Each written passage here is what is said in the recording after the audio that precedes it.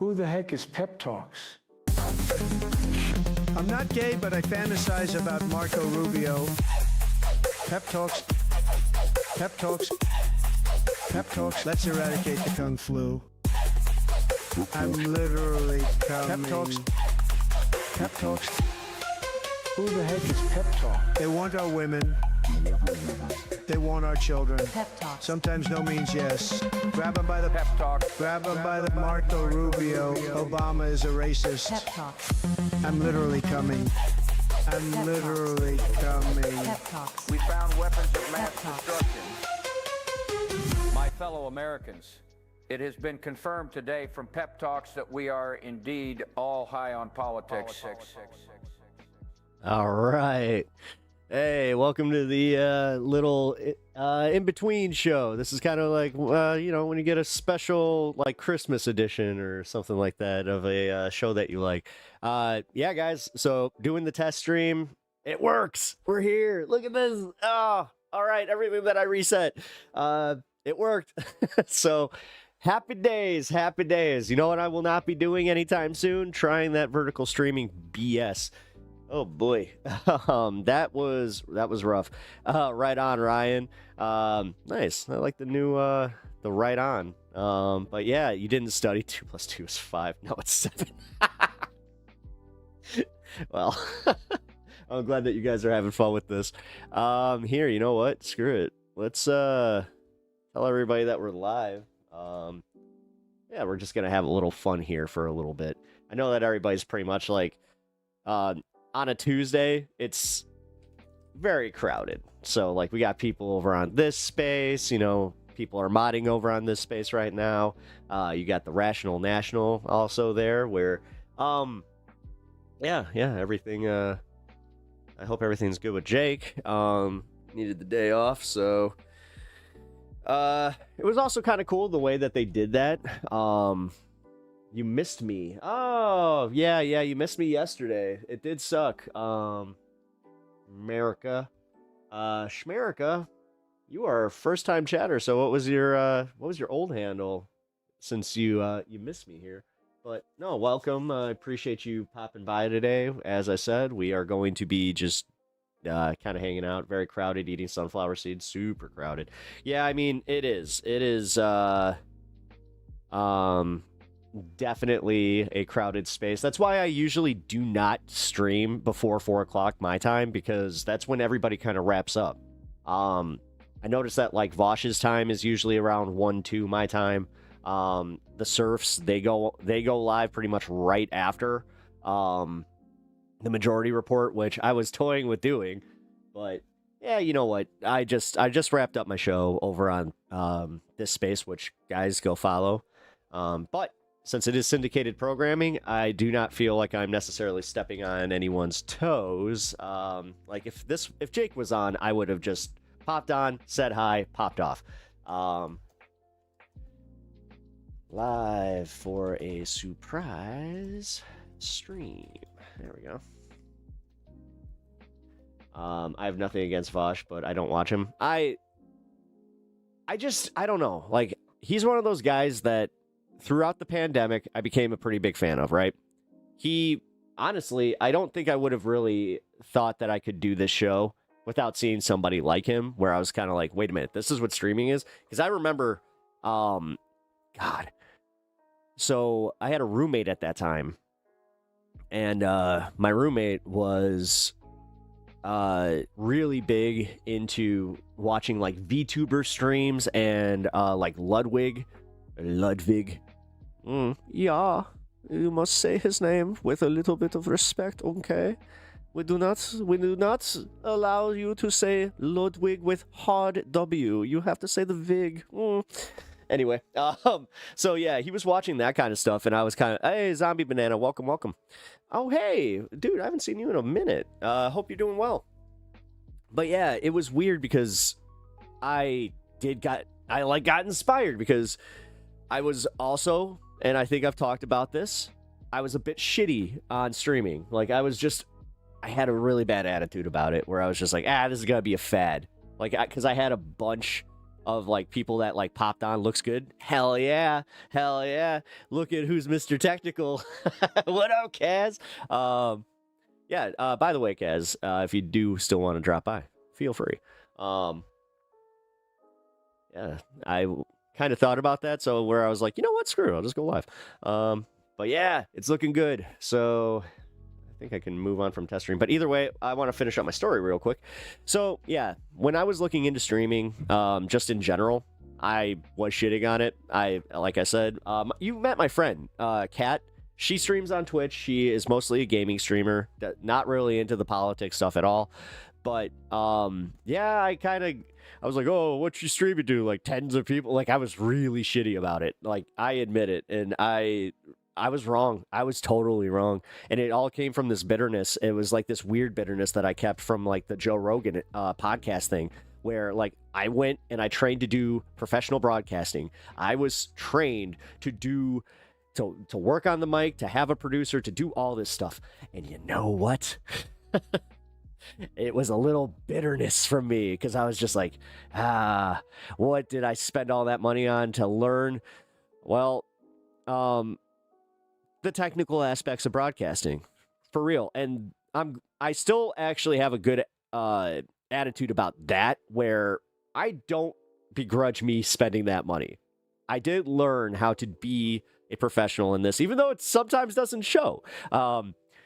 Where, yes, like the live reads, being able to, I don't know, read a script, like those things that you kind of need to do in order to work in radio. But hey, yeah, sir, I'll see you tonight. Glad you got it all sorted. Hell yeah, man. No, I'm glad that I don't have to like just, you know, pick your brain for a few hours or anything like that, especially after work. I had a buddy that was here, like, I think it was 2 Thursdays ago, where I was running into a minor computer issue, and he does IT work. And we were playing a card game. We're wrapping up. He kicks my ass properly. We're playing Magic Commander. Dude, he whooped my ass, by the way. Can I just say, anybody that knows Magic, with the Broomfield deck, where it was just a bunch of squirrels, that was so shitty. Like, you want to talk about one of the most unfair decks in all of Magic? He just keeps spawning little squirrel soldiers, and then you get points every time one of them dies. What the fuck? It's broken. There's no way to really attack him. Minor rant. Then it was even funnier because he beat me with that deck, and then he's just like, okay, so we'll play one more. You pick raccoons or dragons. And after going through that whole embarrassment, I was just like, let's take my chance with the dragons. So it's like how Rebecca Azor went to journalism school. Exactly. Like, same with, yeah, Matt is a professional journalist. Like that. I wish I would have taken a journalism class. I was offered, like, it was an elective in our broadcasting school. I decided to go and just do like the harder one, where it was broadcast law, where it was just learning the stuff. This is why I'm so good at reading TOS, is because I learned how to break down legalese without a lawyer and kind of just look at the common language throughout the contracts and just be like, well, it seems like I really can't do that, and I can't say that. And this is also where, you know, I always say that the word allegedly is a broadcaster's best friend. I'm too dumb to play that TCG stuff. Really? Oh, I'm sorry. I love card games. I absolutely love card games. I play the Gundam card game, which is a Bandai card game, so it plays a lot like Digimon. I dabble in Digimon. I have 2 Digimon decks that I have like at least one deck for pretty much any game, just because I just love sitting down and having a quick competitive game of CODs. Now I'm shit at poker, so that's also a little bit funny. It's like, yeah, shit at poker, but I'll whoop your ass with my Pokemon deck. It's like, especially my Lightning Sidekick deck. Good luck. Very good luck to you. Oh, so you know legal, name every law? No, I don't. As I said, I just know how to break down legalese. It's kind of like the way that like you can look at, well, it's kind of like how I can understand Spanish a lot better than I can speak it. Cards. My good sir, indeed. Do I say card? I don't say cards. I say cards. I mean, well, harder C, but... Oh, wait a minute. Do I add like a little bit of a... to like certain words like that? But I love Little Pig thing. Oh, really? You like Tay Pig? Hell yeah. Tay Pig is badass. His name is Tay Pig. Such a dork. The fact that I know that is, whatever. It's awesome. You know what? Yeah, Pep doesn't drop hard R's. All right. Cat's coming in hot today. Oh man. All right, so let's see. What am I naming the stream today? I have no idea. Poshcods, like Titanic rich guy on top with a top hat. No. Okay, can I admit though, like if I found like a Topps trading card, not even game, like just collect the cards of like ships and shipwrecks. Oh man, I'm so in. I would buy the crap out. I would buy every first edition of that. I learned about the Edmund Fitzgerald yesterday, more so than I already knew. So, oh, you know what? We'll watch that video. We will watch this video because I love the sinking. Well, okay. No sinking is good, but the story of the Edmund Fitzgerald is, you know, obviously they call it the Titanic of the Great Lakes, which, as somebody who happens to be on one of the Great Lakes, not the one that the Edmund Fitzgerald is in, but I will say, it was really cool to kind of get some new theories because they have new theories on why it ended up the way that it did. Now, if you know nothing about the Edmund Fitzgerald except for do you know Gordon Lightfoot? Do you know the pop sensation that was Gordon Lightfoot in the wreck of the Edmund Fitzgerald?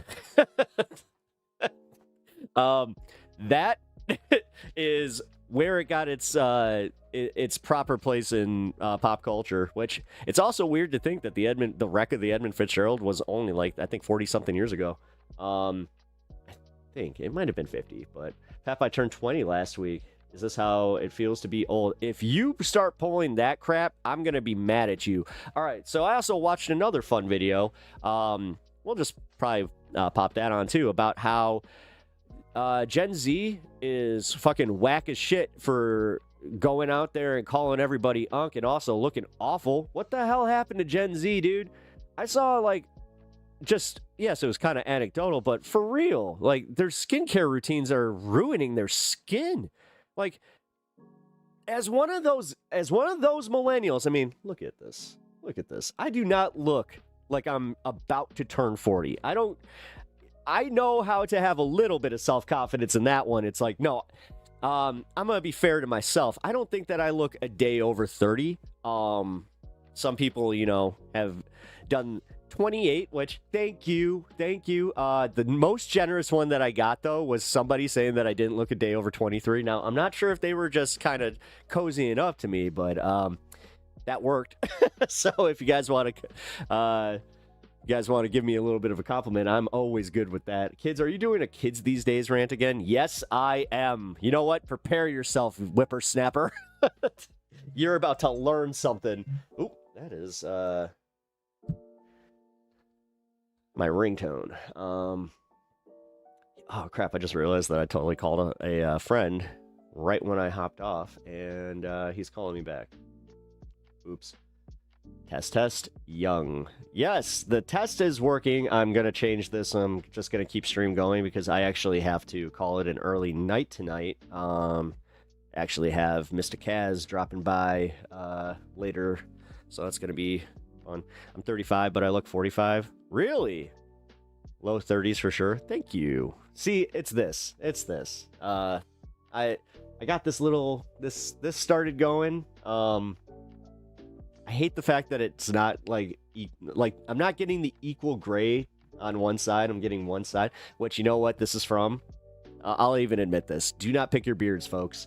If you have a beard and you do the thing where you pick at it, yeah, this is what'll happen.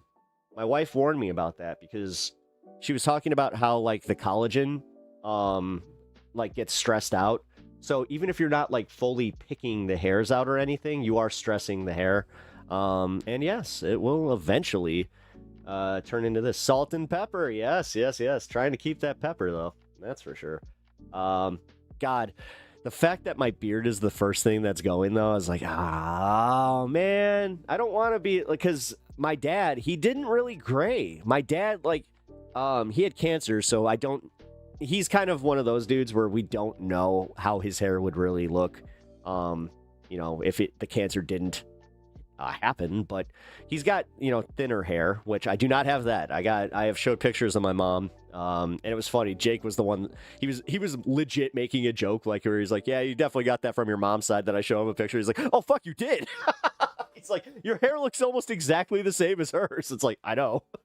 But yeah, my dad's hair never has gone gray. Like, he still had, like, he's about to turn 70, and yeah, still all nice and brunette. On a Tuesday. Yes, it was a Tuesday, so it starts. Well, I mean, to be fair, I staved it off for a pretty long time. Even I was watching one of my earlier videos, and I noticed that I'm like, oh wow, this really like took over just this last year. Some folks have baby faces. You shave and suddenly you think I mean, I look like a kid. I do. Although the beard long hair combo with the shaved face, no. Like, if I shave my beard, I'm gonna have to cut the hair.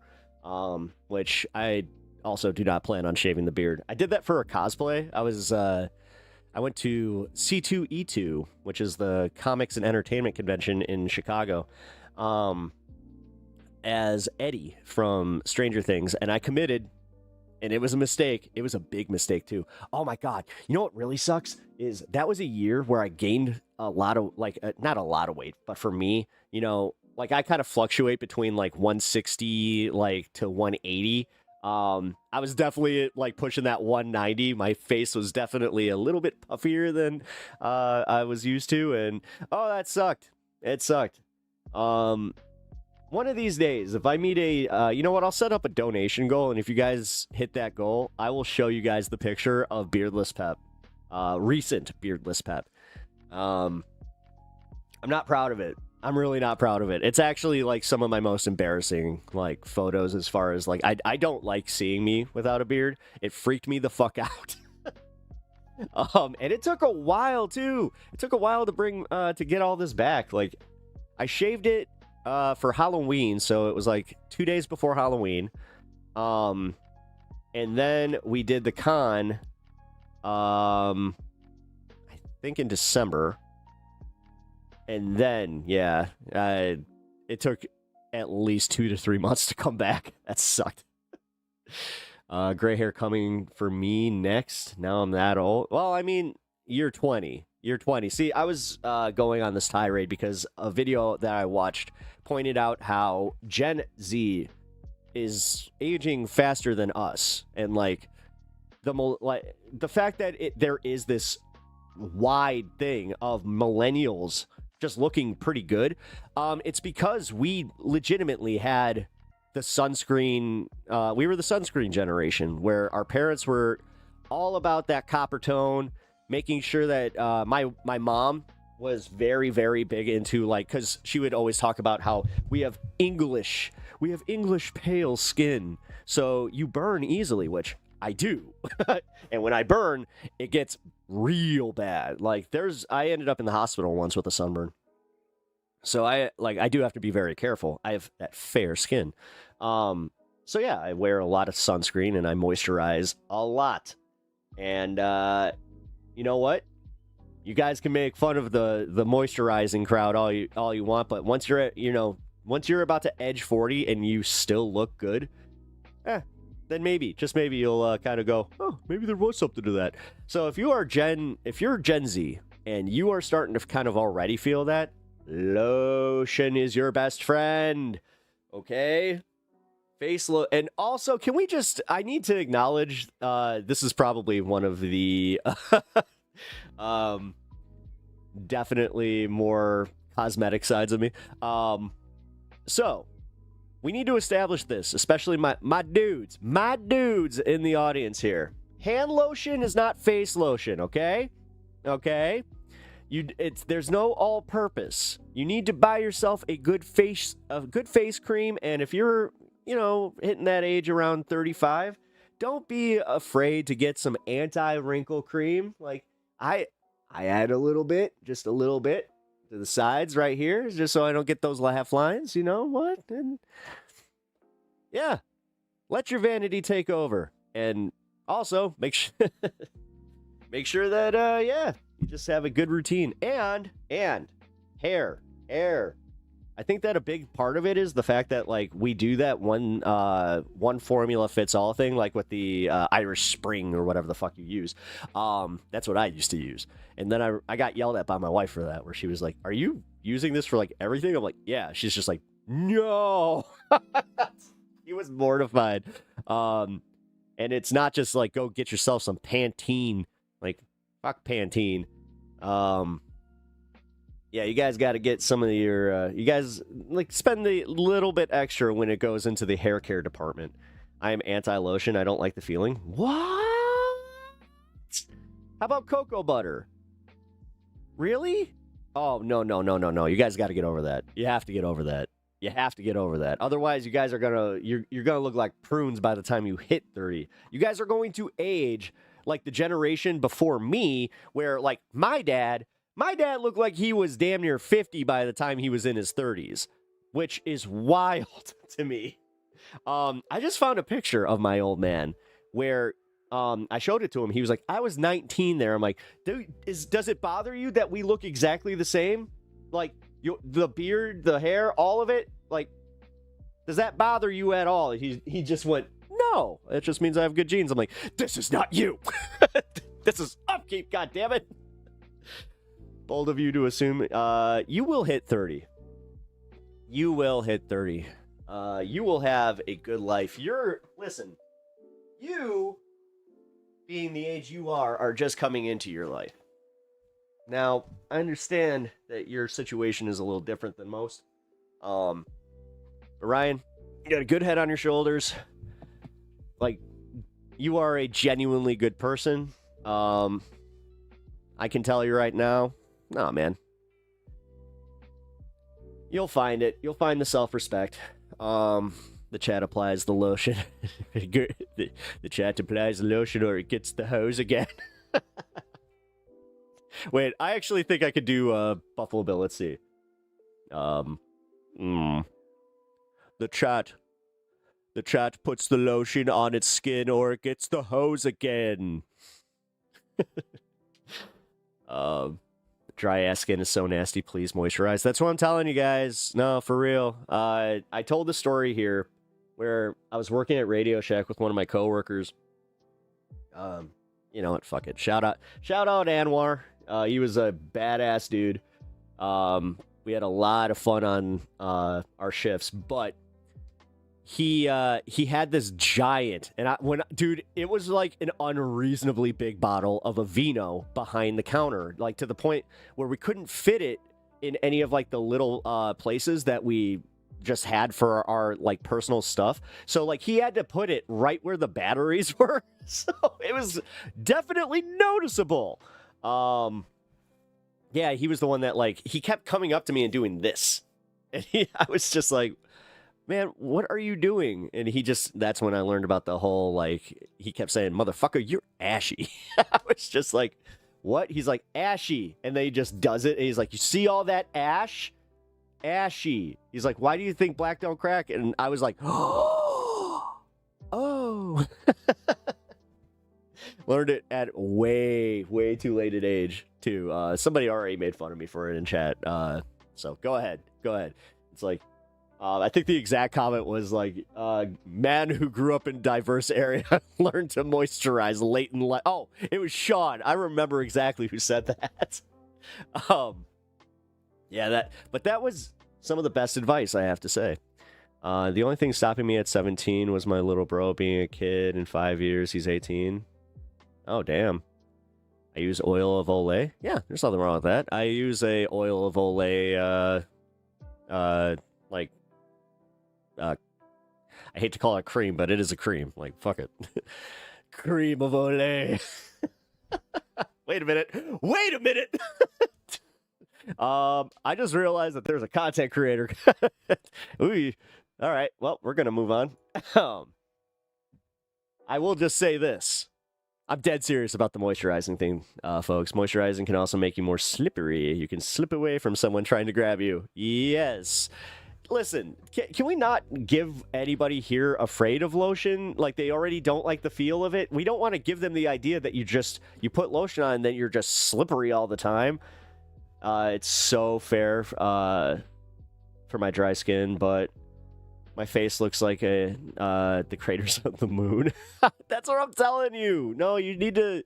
Moisturizing is your best friend in that regard, man. Like, you can see the difference. I'm not trying to be mean, but I do have a friend that, like, they kind of look... They look their age, if not a little bit older. Mostly because they just kind of... They forwent the actual skincare routine. But slippery sounds disgusting. Yeah, that one does fit. That one fits it within moist. Yeah, okay. Let's see. Yeah, because there's moist and there's another one. I forgot what the other one was. I'm sure I'll remember, but all right. So the test stream works. We're just going for it, though. I don't want everybody to think that I'm going to be leaving. All right. We are back. Oil up like wrestlers do. Baby oil. That's still one of my favorite stories from like the old WWF days where Macho Man would fuck with Andre the Giant by putting extra baby oil on during their matches, so he would just slip right out of his fucking holds. Yeah. Want to make an ass out of the Giant.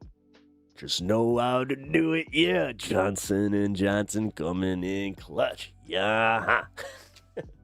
Slippery, moist, maybe. Smooth. Smooth isn't bad. Smooth isn't bad. Come on. Not, like, I understand it, because, like, I call it, like, a touchatism with words, because, like, there is definitely, like, the texture one. I have the texture one. I realized that when I was making shredded chicken the other day, where I was just like, I have a little bit of this thing where it's like, I'll eat chicken skin, right? Only if it's fresh, though. Like, if you have, like, reheated chicken with skin on, oh, man. No. Those were some glistening mother effers back then. I mean, they still glisten in the lights of the arenas. They really do. Sunscreen. But sunscreen. No, sunscreen is very, very important. I cannot emphasize how much sunscreen really is like a big deal. Shade. Shade's a big one. Because, like, even when I'm, like, hanging at a pool or something, I always look for shade. If there is none to be had, I'm that guy that will go get a fucking umbrella. I did that at a pool party once. I also got, my ingenuity was applauded that day, because I was just like, you have any zip ties? They're like, what? I'm like, zip ties. Do you have any zip ties? They're like, yeah, for what? I was just like, just hold on. Took the umbrella, went over to where the pool stairs were, zip tied the umbrella to the ladder, and they were just like, you know what? You really are a MacGyver motherfucker, but that was great idea. I was like, yeah, right? Sunlight is underrated. That being said, I'm definitely not getting enough myself. Yeah, there's a fine mix there. You definitely gotta, like, I like to go for walks. Obviously, this is the secret, guys. My daily facial moisturizer is also sunscreen. It's SPF 35. I was about to say 50. So that helps. It definitely helps. And yeah, like, literally, I gotta have your shea butter. by the way. This is the one that I use, is the Hemp's Shea Butter. Yeah, if you guys see me ever doing, like, just this, yeah, that's what I'm doing. But it's dry as fuck down here, too. So I hope you guys understand that. The worst feeling for me is sweat on your hands. I hate it so much. Yeah, that does suck. That does. Yeah, that sucks. Self-care stream with Pep. Yeah, no, I mean, I am already toying with doing a get ready with me, like, because fuck it, I don't care. Like, the funniest part is, like, I've had a few of the, I've had a few gay folk kind of just be like, man, you have a better, like, skincare routine than I do. I was just like, yeah, whatever. Yes. Oh my God. It's the unicorn, the straight guy that knows how to take care of his skin and hair. Can we just get that stigma and put that right the fuck where it needs to be in the bin of bad ideas? Like, come on, guys. Damn. We definitely need to have a little bit more openness. Like, again, this is why I was not even kidding about doing like a skincare like video with you. Like, just fuck it, get ready with me. I'll show you exactly, like, all right, so this is I'll even show you the beard shaving technique. Use a 6, go down to 7, do an 8, hit the 10, and then go with the 1. Boom.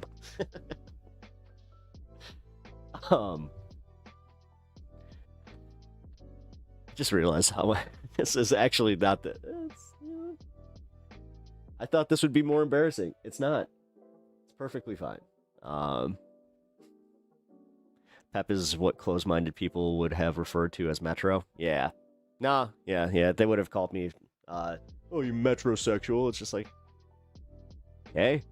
I mean, whatever. I get made fun of for my hair. Like, we had somebody in chat yesterday making fun of my hair, like, and calling me a girl or whatever the fuck. I don't care. I do not care. What the fuck? Yes, I have wonderful hair. My hairline is I'm maintaining my hairline. Look at this. Like, most dudes my age are losing significant hair back here. Nope. Shouldn't care.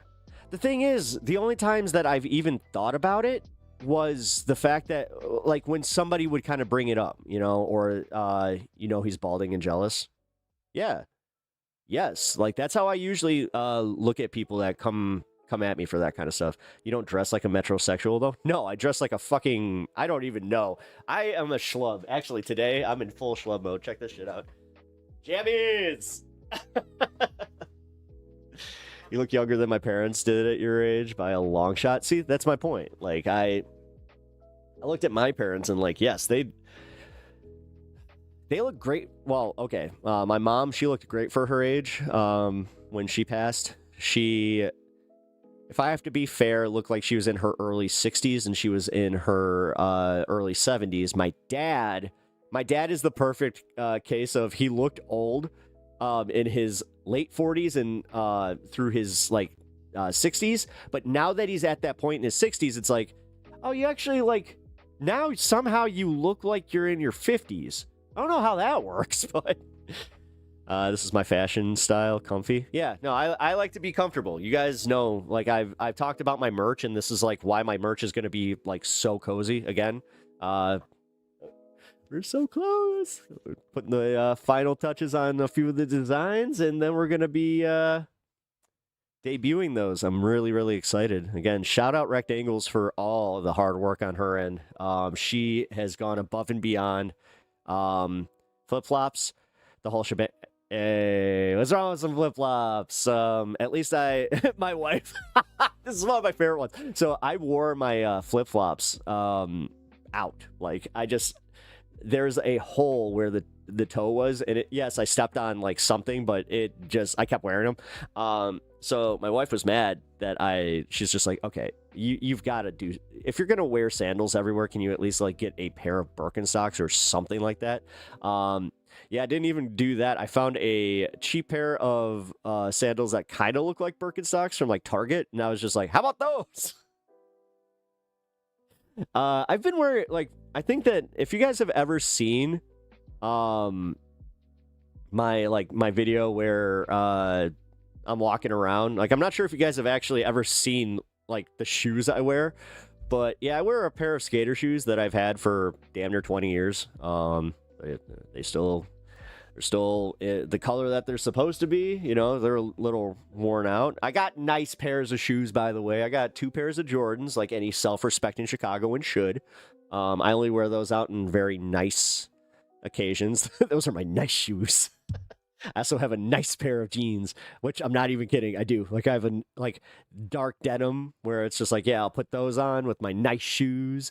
I'll put on a fancy t-shirt, which just means that it's a blank t-shirt that is, a soft fit. And then I'll put on a sport coat. That's me when I look nice. At Ryan, it means you do feminine stuff like taking care of yourself. What's that got to do with sexuality? Because Americans are very close-minded, and they think that anybody that has the ability to self-care, not have rough hands, if you don't have rough and cracked hands, then you're not a real man. Let's see. Hair care. Like, again, if you have nice hair, if you dress well, all that stuff, immediately, like, they're just like, oh, you're gay. Like, trust me, they skip right over the Metro stuff now. Like, Metro, God, that, like, really did start kind of becoming a thing when I was, like, in high school. It's a very close-minded mindset. Yeah, no, it's very, very stupid. Jordan's made by happy kids. Metro was a thing. Hey, listen, you're gonna do that, then you take that to left reckoning, okay? Matt has, like, an entire closet. Like, that's where he makes fun of my child. Like, and I have gotten mad at him for this because he likes to make fun of people that read comic books, that do, anything that has superheroes or, child, or things that were geared towards children at any point in life. He calls that immature, and it's like, fuck you, dude. Like, seriously. Like, he likes to talk about how it's, oh, this is all capitalism. It's like, yeah, but you're ignoring the sneakerhead shit, which, again, sneakerheads ruined the card fucking scene because these assholes, they're the ultimate capitalists, but you want to go out there making fun of me for liking Pokemon cards, and you got a fucking closet full of shoes that you've worn once, if not never? Fuck you. Sorry. I don't know, the girls think it's hot when guys put effort into themselves. Hey. That's nice. There is the joke where I'll see, like, some, and I've played into this, where, you see some nice looking girls with some schlubby ass dudes, and you're just like, ugh. Calm down. It was just a joke I stole from a friend. Oh, no, it's fine. It's fine. No, I was more so, is that an Israeli thing? I don't think so, necessarily. Although,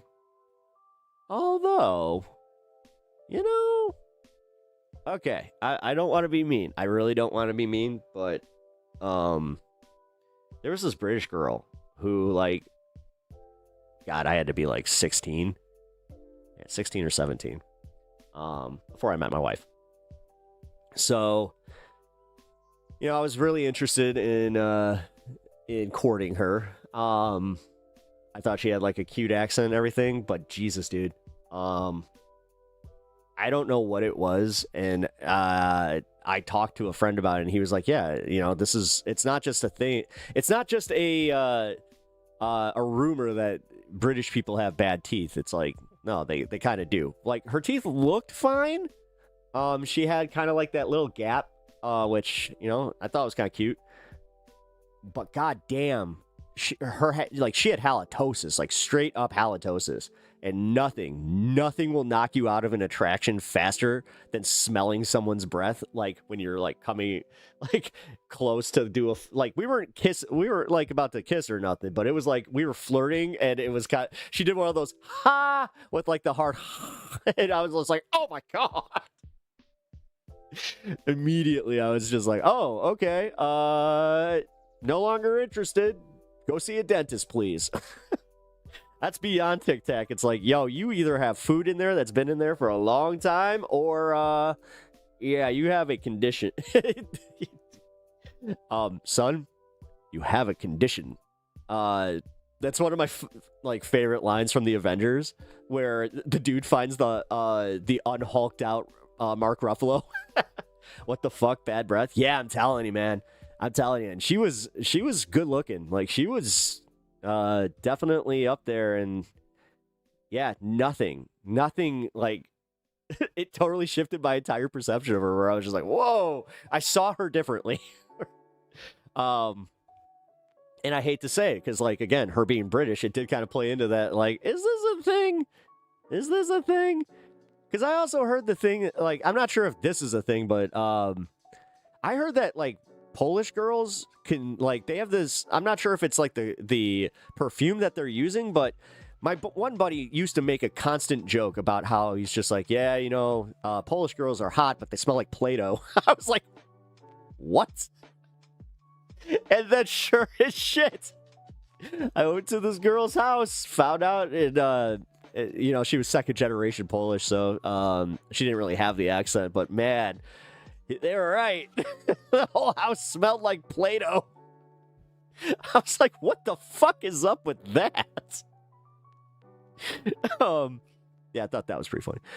Would send her a case of Tic Tacs. Tic Tacs wouldn't fix what she got. I'm telling you, man. Like, it smelled like she had something dead in her frickin' throat. For real. Oh, no. Oh, hey, at the risk of me getting in trouble for that, I'm just saying, like, this is just, it was something my friend said. I didn't really buy into it because I didn't have an experience, but the second that I was in that house, and I was just like, your family's Polish? And she's like, yeah. I was like, he was right. It's also just, like, funny to kind of say that, like, Polish people smell like Play-Doh. Although it is kind of like the wet dog thing. So I've had moments where I'll come out of, like, I'll just walk in from, like, you know, the rain, and I'll just, oh, damn it. Actually, Stan, he had that yesterday. With the snow, he came inside. He, like, did the little, like, his little shake off, but then all of a sudden the smell hit me. I was like, oh, damn. Time for a bath for you. You know what sucks about him, though? He's one of those dogs that I can't give him a normal bath. Like, he can't use normal shampoo. It's really, really bad for his skin. So I have to use dry shampoo and, like, wipes. And so I have to, like, I'll give you Stan's care routine real quick. I give him a little brush where, when I say little brush, it takes me about a half hour, and I get, he's like a husky. He has just as much hair next to him when I'm done. It's fucking crazy. He does not look like he has that much extra hair, or fur. But then I do his little wipe down, and he's a nervous, like, claw clipper, so I have to trick him, essentially, where I'll give him, like, a little treat. I'll clip one claw, and that's the claw for the day, because the rest of the day, like, until he goes in for, like, a as us D&D folk call it, a long rest. If he does not go in for a long rest, he'll, like, just constantly be on guard, where he's just like, nope. Would be funny if your friend met that one girl, and it's just her family that smells like that. Dude, I wonder, because I did go to a small school, and that would actually make sense. Her name was Paulina.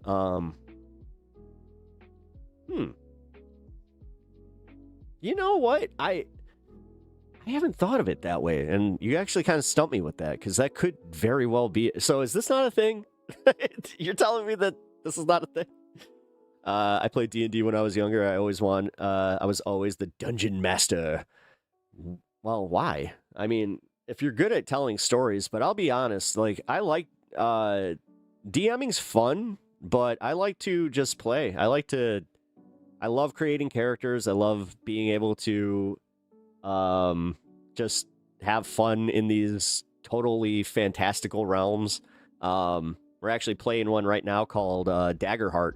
That is a D12 system, and it has a very streamlined approach to character creation, where instead of like, you know, writing all your spells and that bullshit, you actually have cards where you dole them out, and it's based on your class and your character. Like, you only get to pick from like 2 types of classes. So like the way that it works is you can play like chaotic or sovereign. So obviously good or evil. Then you can do like a rogue, but in that rogue you have like the thief, or you have the assassin. So I love the way that they broke that down. So what I am doing, I am playing essentially a barbarian, but it's an orc, which is my first orc ever. I am very excited to do that, and yeah, I'm a warrior, but because of the fact that I'm also an orc and like some of the other cards that I took, it's like, oh, I'm an orc with a redemption arc. It's gonna be cool. But anyway, I was always designated Dungeon Master because I had the best imagination and I accepted it. Hey, that's fine. And that's fine. And that's cool. Like, you know what? I'll admit that there are some people that I'd rather have DM than, you know, run in a camp. Oh, actually, my buddy Pat's like that. Now, shout out Pat. I'm not sure if you're watching, but yeah, he's very, very good at that. A redemption orc. Ha ha! There it is. Yeah. It is a redemption orc. I don't know the basics about role-playing games. All my friends have kids. Really? I mean, I can walk you through the it's so much fun. Like here's like the most basic of it. Here is a D20, right? 20-sided dice. If you don't even know that this is what it is played with, this is usually how you roll. Most games have, you know, pass-fail. So, for instance, your DM will set a set amount of hit points for a enemy, right? So, for instance, let's say that he sets a AC armor class of 16. I rolled a 10, so I miss. Convince Pep to run a game for us already? I will. No, I've been... guys, I know that I have a few engagements that I have to commit to. And now that I have a little bit more time, because I finally have my schedule figured out here, like I've been saying, I'm going to be able to game. So if... Legend of Sean, if you're here or if you're watching the replay on this one, just know that I owe you a game. Bryant, I definitely owe you a game. And if you guys want to game with me, just consider doing the $15 tier. I know that it's a little bit more for the monthly subscription or membership over on YouTube, but you guys get all my gaming tags. So it doesn't matter if you play on 3DS, Switch, PS5, and I'd say Xbox, but I really... I have an Xbox One, so I'm pretty sure that thing barely even like is supported anymore, which sucks because that was a good system, by the way. Never was the biggest Xbox fan, but yeah, I mean, that's where I got this. Switch 2, Switch, or just any Switch games. Yeah. So just know that's how that goes. And then, yes, I'm going to be doing the Discord game where I would like to broadcast it, like if you guys are cool with it, where I get, let's see, no more than 5. I can only really deal with 5 people. I would ideally actually like to have 4, but that seems like it's kind of limiting it a bit too much. But yeah, I want to do like at least a single session. I have a really fun vampire game called Eat the Reich, where it takes place obviously in a world where the Germans are doing their stuff in the 1930s, 40s era. And there's this squad of vampires that are pretty much tasked with stopping it. As I said, it's called Eat the Reich. It's a badass game. Pre-made characters, but the system is really cool. I just lost my. What did I roll? I rolled a 12. It's all imagination. That's what D&D is about. Growing your characters is always the fun part of playing, even for a DM. Oh, absolutely.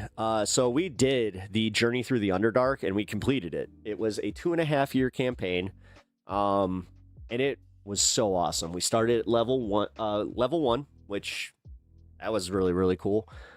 Got to 20. I was a rogue ranger that I was so busted by the end of it. Like, it's not even fair. I really was not. I defeated a beholder, so I had the Cloak of Eyes, which gives me pretty much infinite perception. So, like, every perception check I passed, it was fucking awesome. Especially for a rogue ranger, where it's like I had long range, dude. So I also had the ability to where, instead of firing within like the normal like 20 to 30 foot range, I got to go out to like 100 feet. So I could just stand at the back and just be like, just loosing arrows. It's just like, okay, let's just take another one. Hunter's mark and 15. Does that hit? It's just like, God damn it. Because you like, when I just rolled that 15, for instance, you do have a modifier. So like sometimes you'll have something that adds +5 to your roll. Usually the like way that works is you'll do your check, you'll get your +5.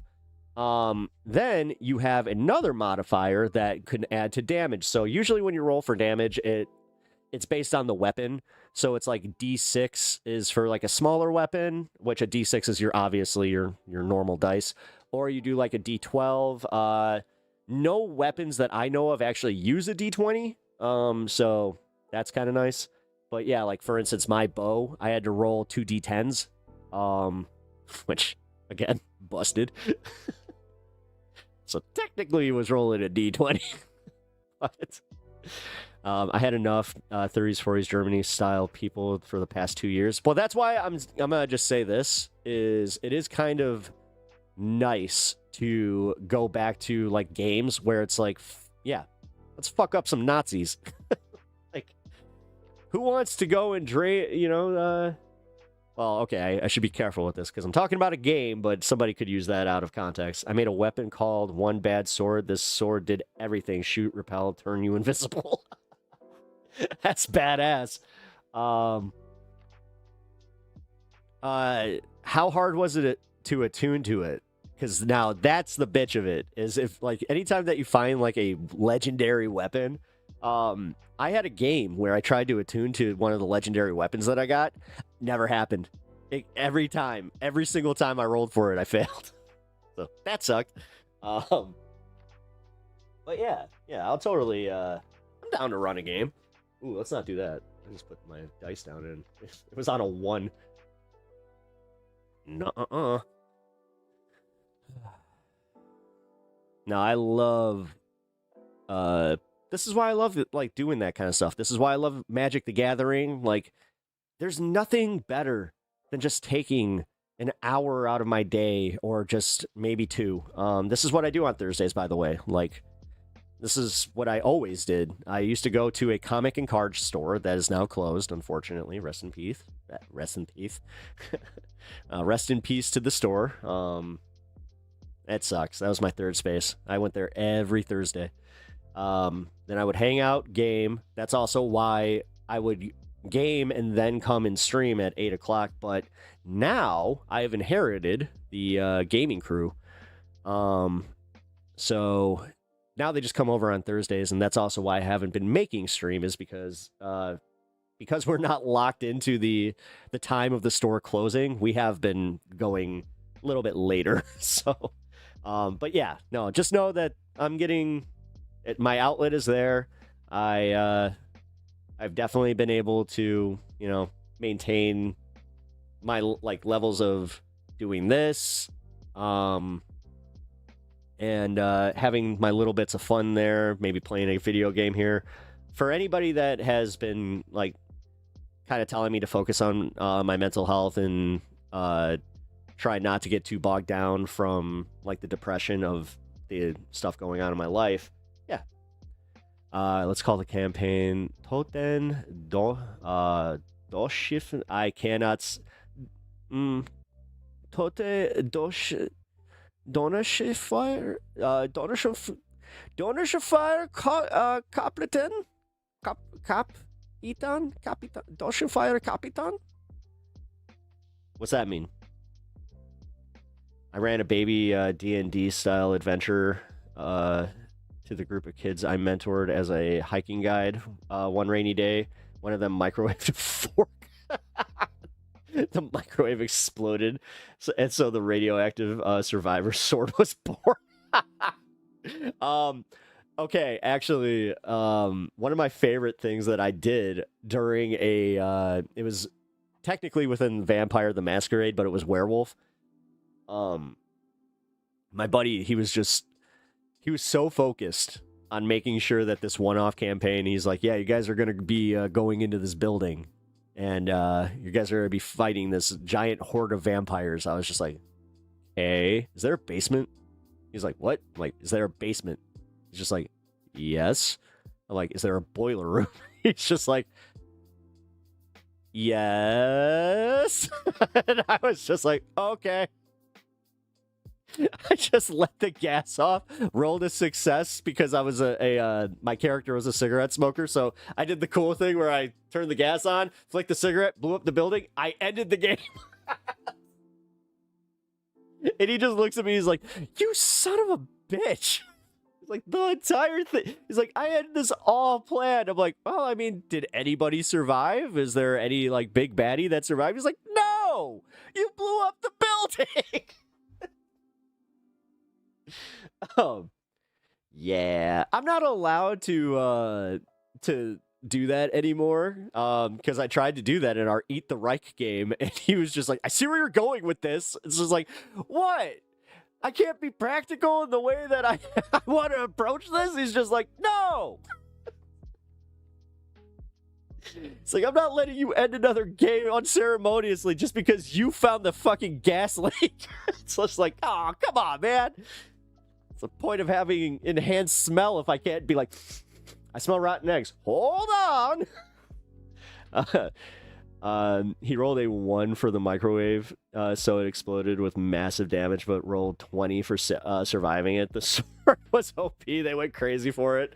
Again, this is where I have a DM that he's great. He's great at allowing legendary items to fall, but holy fuck, dude. His like the way that he makes it so you have to like roll 4 times to attune. I hate it. I hate it. It's not fair.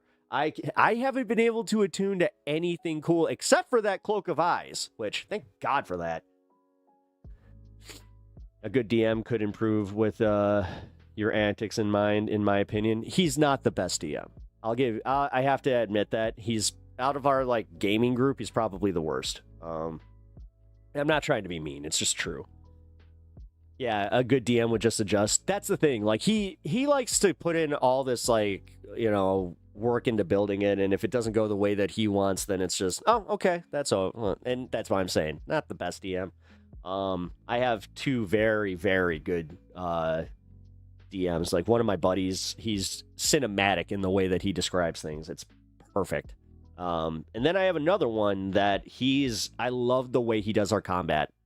Some DMs are just a bit railroad. Yeah. No, they are.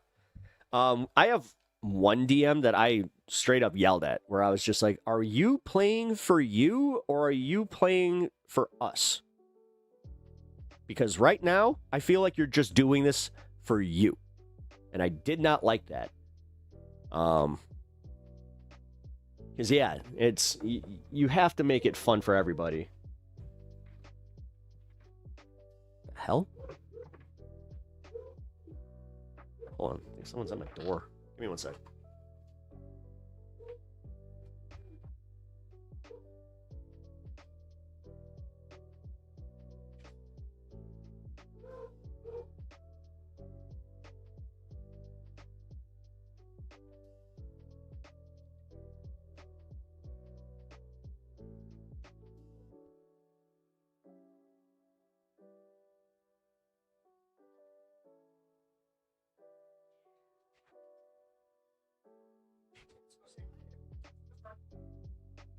started early. I know, your work schedule. I know. Time to clock in there, mister. Time to clock in there, mister. All right. Much better. Wow. Well, so far, thanks for hanging, guys. Doggo break. Yeah, he was barking at nothing. I thought for a second there, there might have been a delivery or anything. No, nobody was even outside. That was the weirdest part. Which makes me think that, I think I mentioned this, that I got my cat a new scratch pad, and he's been, I don't know why this one has like such a resonance that it sounds kind of like you have somebody at your door knocking. It's just like, huh. Did Hassan just get banned again? What? Really? Dude, I think Hassan... Oh, no, he didn't. He just went... Oh, okay, never mind. Wow. He abruptly ended stream. No. Sorry. I had a stream up. Just in case something was going on, and yeah, he just abruptly ended stream.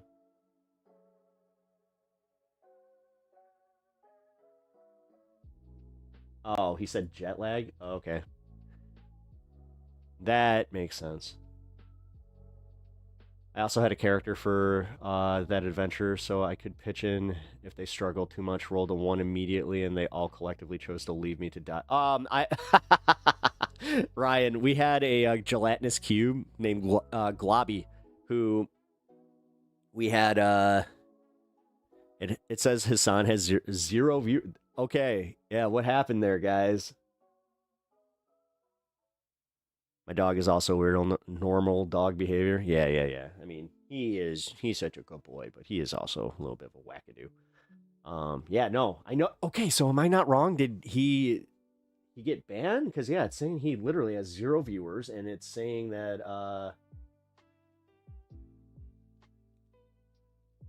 here, let's see, Lemon Bro, what the fuck? Late again?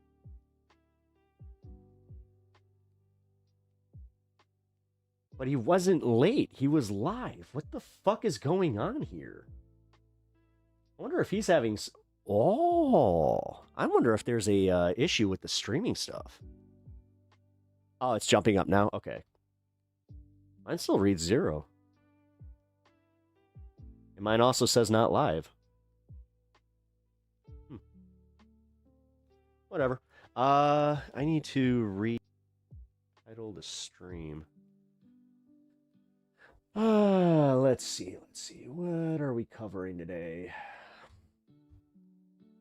Got this interesting Politico piece about the comedian that I'm going to be going through in a little bit. 50-year mortgages. We already covered that.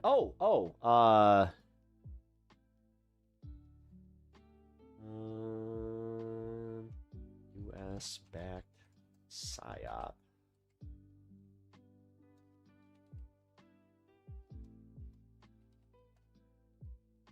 Versus Canada.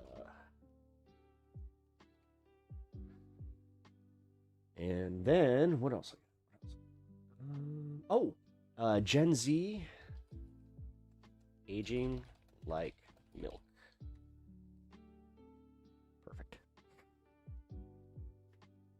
I didn't realize I was so far behind, but Peter the German nihilist should should be in the Vampire vs. Nazis game. Oh, that's a good idea. Ooh, especially for him to make, like, oh my god, he could make literally like such a fun appearance. You just don't know. Oh, ooh, I like that. I really like that. Okay, so we're gonna be doing something like that. Range cycle. We are definitely gonna be doing something like that. Man, I like this as the final boss. I think your on-screen chat just stopped. No, it didn't. That just popped up, so no. Did my chat freeze? Oh, never mind. I was about to say, I'm like, what? What are you talking about? Just so you guys know, I'm gonna have to eat at some point. I did not eat my lunch. I don't know what we're talking about. Oh, Eat the Reich is the game I was talking about. It's a D10 system, very simple. But I was talking specifically about how Eric, which wait, I don't think that Donald James knows who I am. Well, here is your introduction. I like it when bad things happen to people. It makes me very happy. Maybe you can say it is because I am German, or it's because I am quite the nihilist. But just so you guys know, that Eric, he does make the random appearance. It doesn't sound. Wait. Yeah. Hang on. Has a DJX guessed the pepper jar yet? Oh, hey guys, yeah. Let's keep it going. We're still doing it. There you go. How many peppers did Pep pick? Remember that if you have already given your answer, you can change it. Somebody yesterday, they were like, I'm changing it from 72. I'm like, I'm kind of glad you're doing that, because I'm like, okay. When I said that there's a lot in here, or more than I thought, I was like, 72? I really need a shower, so I'm going to go do that. BRB. All right, cool. Hope you have like a speaker or something. That's how... yeah, that's how I do my showers. Let's see. It's either... Ooh, 28. Donald James guessing the 28. Trusty little notepad here, and we got Donald James. Ah, that's funny. The last person to guessed 27. And as I said, the winner, you guys will get first dibs on the merch drop, and also get a coupon code. I don't need the whole platoon judging my taste in music. Wait a minute. What's your taste in music? Wait a minute. You just opened up a can of worms there, my friend. I listen to everything, okay? You made some killer experimental food? Oh, nice. I like experimental food, especially when it turns out, so that's cool. But I will just say, butt ass naked. I am more so wondering what the hell you're listening to that is embarrassing. Like, sitting there rocking K-pop Demon Hunters. Which, that soundtrack's bomb. I don't know. Let's see. What have I been listening to lately? Baby metal. Lots of baby metal. Like, if you guys don't know who baby metal is, they're that J-pop metal band. Haven't watched K-pop Demon Hunters yet? Really? It's a good movie. It's a really good movie, man.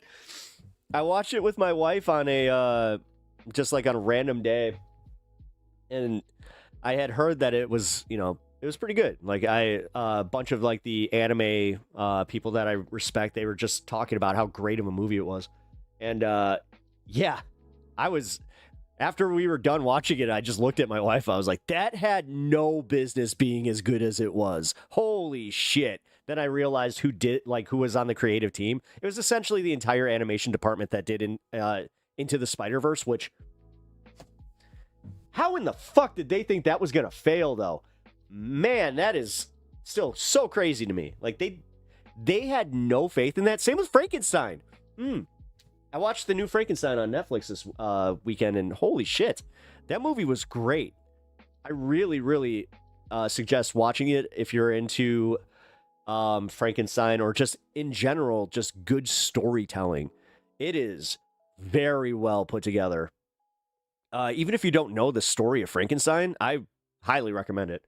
The Captain's Dead by Patty and the Rats is stuck in my head these days. I don't know that one. Patty and the Rats. The Captain's Dead. Let's... Hold on. If you like Godzilla, Oxygen Destroyer is a band for you. All hail the kaiju. Nice. That's cool. Obviously, I do like Gojira. Which, I did get... I hate to admit this, but I got into them by accident because I thought I was buying a Godzilla album. It's okay.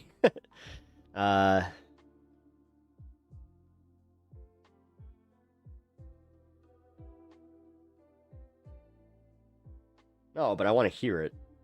So I'm gonna do this. So obviously, not gonna have any copyright shenanigans, but here, let's see. Johnny Hobo and the Freight Trains.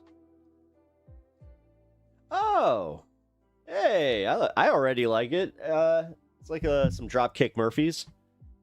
I don't mind me some, Boston, what is it? I call it shillelagh punk, but that's probably a little reductive. As somebody who's not exactly Irish, I have just a teeny bit. Un poquito.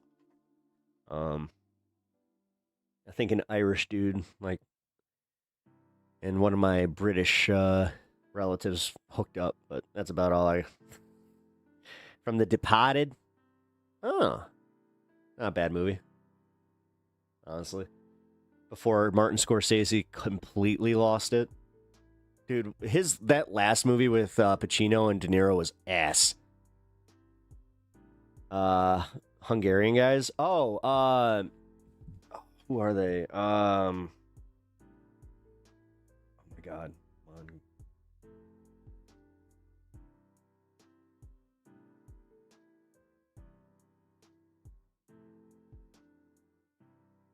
The Who.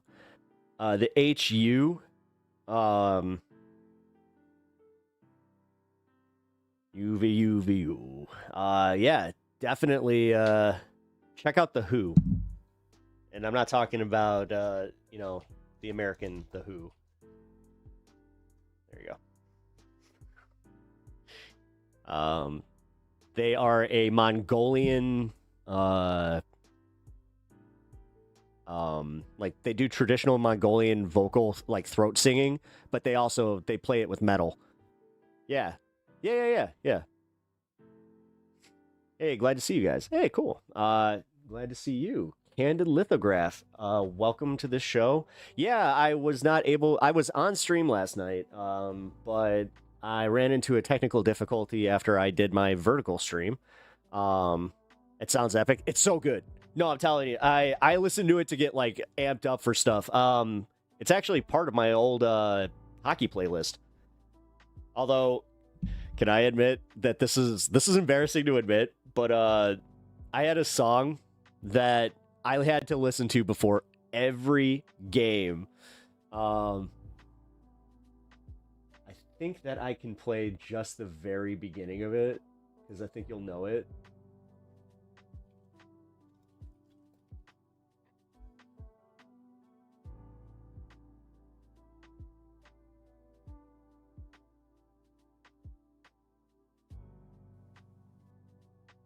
Woo!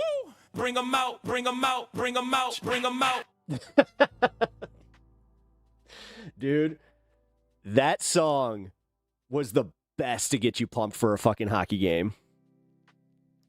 So yeah. I hate the fact that T.I. was one of the songs where I was just like, I don't care.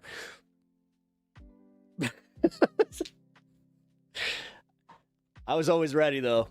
The second that song played, I was just like, let's go fucking stop some pucks! Yeah! Aw, man. Well, don't do that. Man, I'm sorry that you're going through it. You're so young, man. You got so much going for you. You really do. Do Husker is a Husker Do cover? Wait. Wolf Totem? No, I have not heard about that. If you're drunk enough, you're Irish. Hey. I wonder if I can do like a good Irish accent, especially when I'm drunk. I doubt it. No, I'm old now, remember? No, you're not. 20 is not, dude. I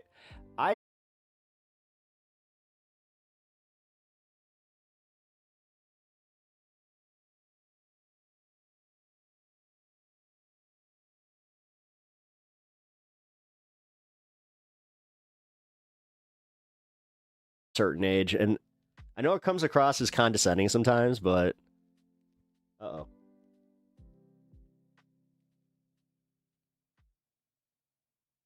What the hell?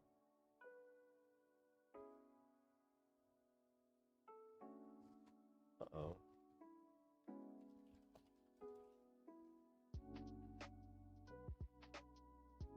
What? I just lose stream.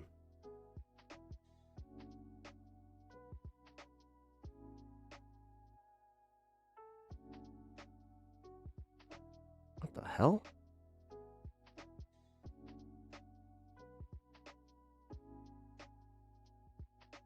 Okay. Unless my stream quality is fine. Oh crap, did I just lose internet?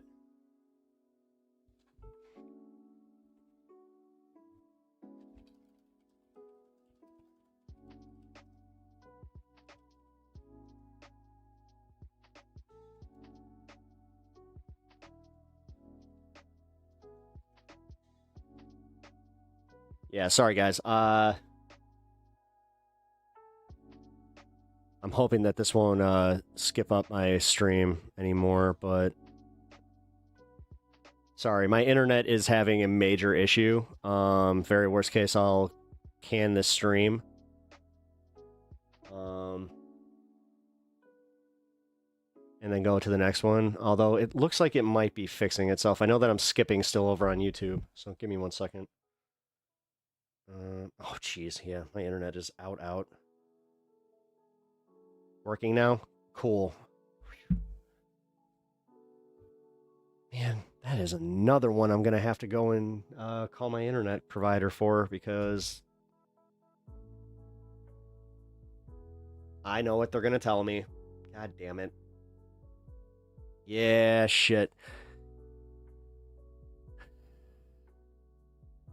On my birthday, my younger brother told me you're an unk now. See, right there. That we are gonna go into this Gen Z thing about them aging like fine milk, specifically because of shit like that.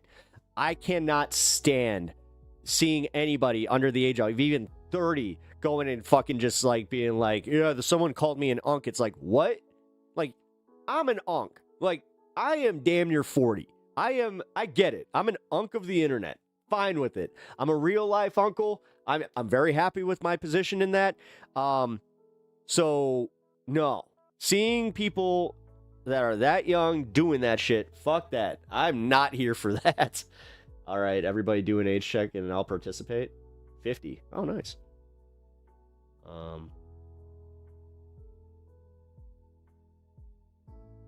It's kind of funny, actually. Like, a good portion of my friends are your age.